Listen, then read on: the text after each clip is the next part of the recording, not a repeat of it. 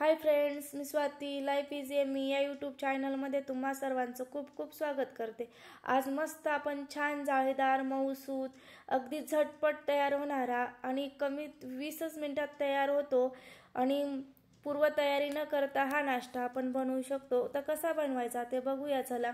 एक मिक्सरचं भांडं घेतलं, त्या मिक्सरच्या भांड्यामध्ये ना छान बारीक रवा घेतला, बारीक रवा टाकून घ्यायचा। अर्धी वाटी दही घेतली, दही ही फ्रेश घ्यायची आहे। अर्धी वाटी पाणी टाकून घेतलं आणि अर्धा टीस्पून आपण साखर टाकून घेतली, चवीपुरते मीठ टाकून घेतलं। छान मिक्सरला बारीक दळून घ्यायचे आणि एका एका भांड्यात आपण छान ते पेस्ट काढून घ्यायची। त्याच्यानंतर एक प्लेट घ्यायची, ज्या प्लेटीत आपल्याला वाफायचं त्या प्लेटीला छान तेल लावून घ्यायचं।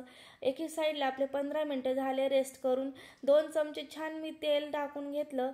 तेल टाकायचं कारण असं आपला जो नाश्ता आहे छान असा घशात अटकू नये म्हणून, छान सॉफ्ट तयार होतो तेल टाकल्यामुळे, म्हणून तेल टाकावं आणि सॉफ्ट पण होतो आणि मऊसूत लागतो आणि खायला सुद्धा कंटाळा येत नाही।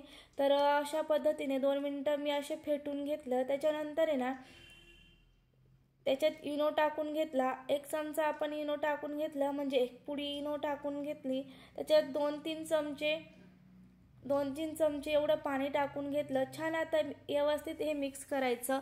ही प्रोसेस अगदी पटकन करायची, तर याला वेळ न वाया घालवता पटपट ही प्रोसेस करायची आहे, कारण की इनो ॲक्टिवेट लवकर होत असतो। तुम्ही इनो किंवा सोडासुद्धा वापरू शकतात। तर इनो सोडा वापरल्यामुळे पटकन झटपट हा पदार्थ तयार होतो, जाळीदार तयार होतो। तर आता आपण आहे ना छान एका ज्या प्लेटला तेल लावलं होतं त्या प्लेटमध्ये अशा पद्धतीने ते आपलं मिश्रण पेस्ट होती ती काढून घेतली आहे। व्यवस्थित काढून घेतल्यानंतर आहे ना तुम्ही जर दह्याऐवजी लिंबू सुद्धा वापरू शकतात, तर ऑप्शनला जर दही नसेल तर लिंबू वापरू शकतात। आता आपण जी प्लेट आहे ना तिला टॅप करून घेतलंय, कारण जे फोड असतात ना ते व्यवस्थित आपलं बेक होत नाही, तर अशा टॅप केल्यामुळे छान एकसारखा तयार होतो। आता आपण कढईमध्ये ऑलरेडीच पाणी ठेवलेलं होतं आणि छान उकळ आलेली होती। असं गरम गरम पाणी वाफेवरच आपल्याला ठेवायचं आहे आणि पटकन आता आपण झाकण ठेवून आणि वरती एक जड सामान ठेवायचं आहे, कारण की वाफ बसावी। वाफ चांगली बसण्यासाठी, वाफ चांगली बसली तर आपला पदार्थ छान एकसारखा फुगतो आणि बसत नाही।